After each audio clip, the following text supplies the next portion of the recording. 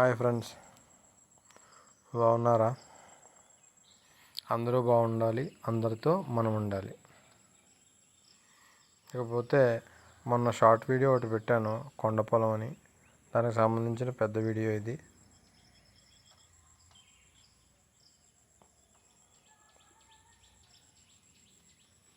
చెట్టు కింద వేసిన ఆవుల పాకలవి ఇంకో ఇవే ఉంటాయి అక్కడ. ఇవి దేశవాళీ ఆవులు. పూర్వం నుంచి పుట్టివేవి సహజంగా. ఇప్పుడు మినియేచర్ కౌస్ అవి కూడా తయారు చేసినవి, అంటే ఈ జెర్సీ ఆవుల్లాగా అన్నమాట. వర్షాకాలం వల్ల అంతా కూడా పచ్చగా ఉంది. కాలువ కూడా నిండుగా ప్రవహిస్తుంది. మా ఊరు చిన్ని గోదావరి. వీటన్నిటినీ కూడా దూరంగా తాడులు వేసి కట్టామన్నమాట. కారణం ఏంటంటే ఈ కొండపూడికి ఫెన్సింగ్ లేదు. ఇప్పుడు అంతా కూడా వ్యవసాయ సమయం కదా, అందరూ కూడా ఆకుమండ్లు ఊడ్చుకున్నారు. పొలాల్లోకి వెళ్ళి పాడు చేస్తాయి కాబట్టి వదలం. అందుకని దూరంగా తాడులు వేసి కట్టాం.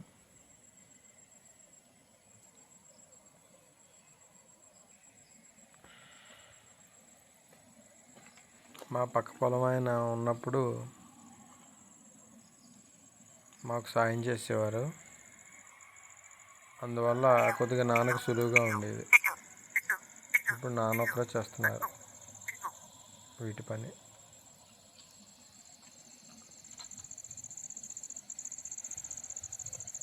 ఈ కాలువని పాల కాలువ అని కూడా అంటారు. ఎందుకంటే ఈ వర్షాకాలం అయిపోగానే, వర్షాకాలం దాకా ఎందుకు, నీళ్ళు వర్షం పడిన తర్వాత మళ్ళీ కొంత సమయానికి తేటగా ప్రవహిస్తాయి. తర్వాత నురగ ఎక్కువ వస్తుంది ఈ నీళ్ళకి. సహజంగా పాల నురుగులా ఉంటుందన్నమాట. బహుశా అందుకని పెట్టారేమో పాల కాలువ అని. మాకున్న 4 ఆవుల్లో ఈ ఆవు కొద్దిగా ప్రత్యేకంగా ఉంటుంది. ఈ ఆవు పిల్ల, దాని కలరే దానికి ప్రత్యేకత. కరిబట్ట, పాలబట్ట అని చెప్పి రకరకాలు పిలుస్తారు. అందులో ఒక రకమేమో ఇది. తర్వాత ఈ చెట్లు చూస్తున్నారు కదా, ఇందులో కొన్ని చెట్లు చాలా అమూల్యమైనవి. ఇప్పుడు దొరకటం లేదు. ఉన్నవి కూడా కొట్టుకుని పట్టుకుపోతారన్నమాట కొన్ని చెట్లు దొంగతనంగా. అలాంటి చెట్లు కూడా ఉంటాయి కొన్ని. కాకపోతే అది అంత విలువైనదో, దానివల్ల ఏ ఉపయోగం అనేటువంటిది తెలిస్తే తప్ప ఆ చెట్టుని పట్టుకుపోరు.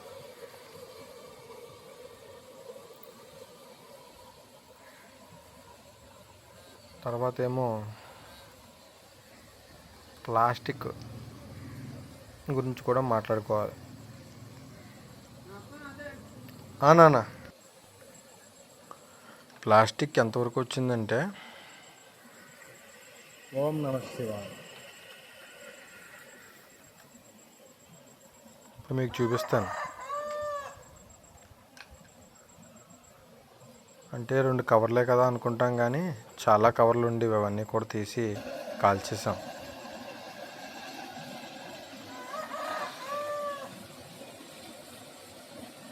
సిటీలో ఉన్నాయంటే అనుకోవచ్చు, పల్లెటూరులో. అందులోని ఇదొక అరణ్యం మధ్యలో కాలువ. ఆ కాలువలో ఈ ప్రవాహంలో ప్లాస్టిక్. అందుకే ఎంత గొప్పగా ఉంది కాలువ. అన్నీ మనం తయారు చేసుకున్నవే కదా, రోబో సినిమాలలాగా. మనం తయారు చేసినవి మనకే హాని. భగవంతుడు తయారు చేసిన వాటి వల్ల ఏ హాని ఉండదు.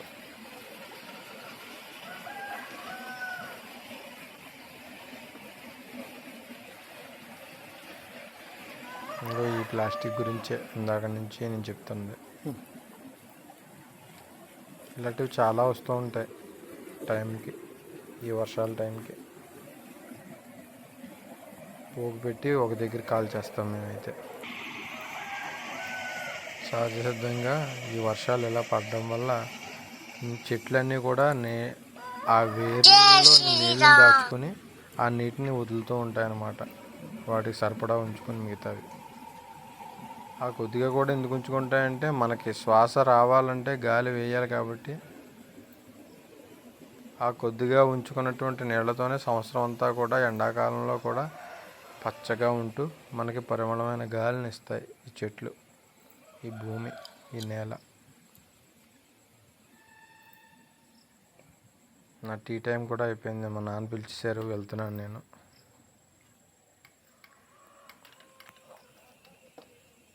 విన్నానా?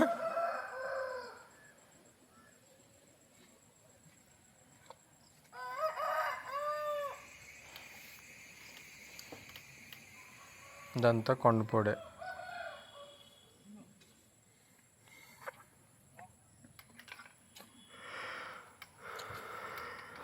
వర్షంలో భలే ఉంటుంది టీ తాగితే. వేడివేడిగా అల్లం టీ. అంటే ఇందులో పాలు కలపరు, ఇంకా ఓన్లీ డికాషన్. చాలా బాగుంటుంది, డికాషన్తోనే బాగుంటుంది. అల్లము బెల్లం.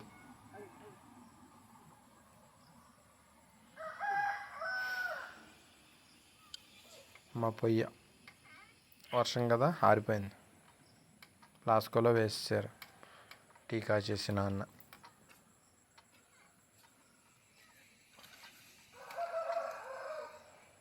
సాయంత్రం పని చూసుకొని వచ్చేసేటప్పుడు ఒక గిన్నెడు నీళ్ళు కాచుకుని చక్కగా వేడి నీళ్ళు స్నానం చేసేసి వస్తారు నాన్న.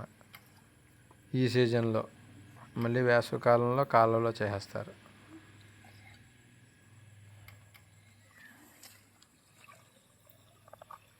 ఇవన్నీ కూడా ఊట నీరు.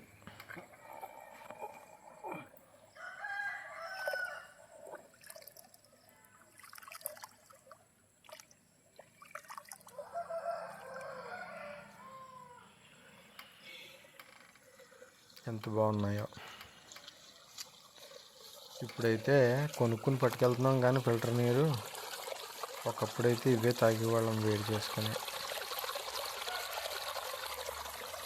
ఇంకో నురుగా, ఇదే సహజ సిద్ధంగా వచ్చే నురుగా.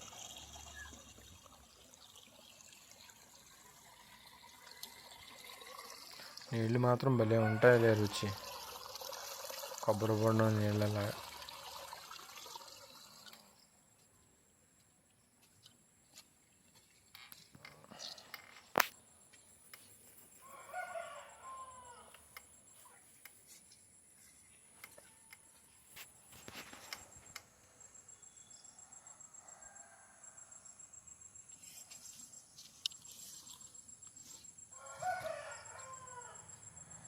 మా పాకలు వచ్చేసాయి మళ్ళీ.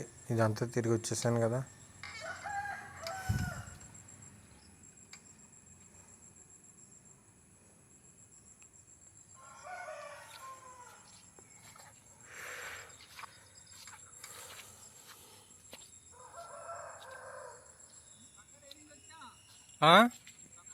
మా నాన్న బయలుదేరుతున్నారు. మయంగా పెట్టేసుకో, బలంగా ఉంటుంది. నేను కాసేపు ఉండి బయలుదేరుతాను.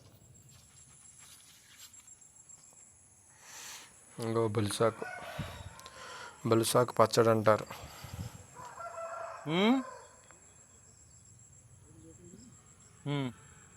బతుకుంటే బొలిసాకు పచ్చడైనా తిని బతికేవచ్చు అంటారు.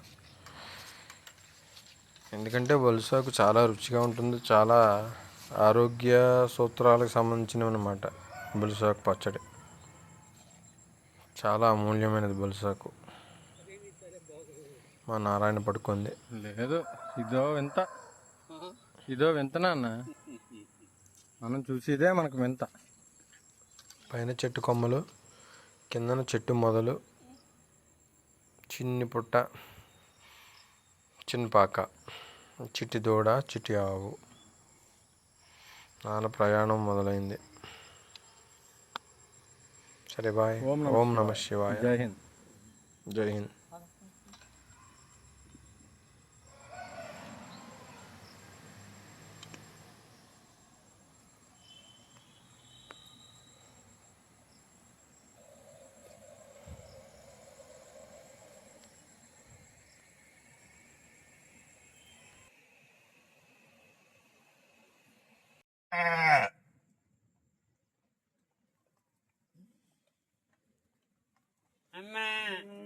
దా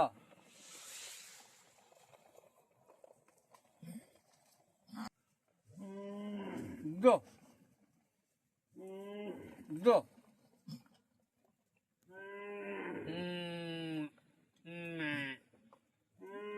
దో దా దా దా దో అదే అదే దో దో దో దో దో దో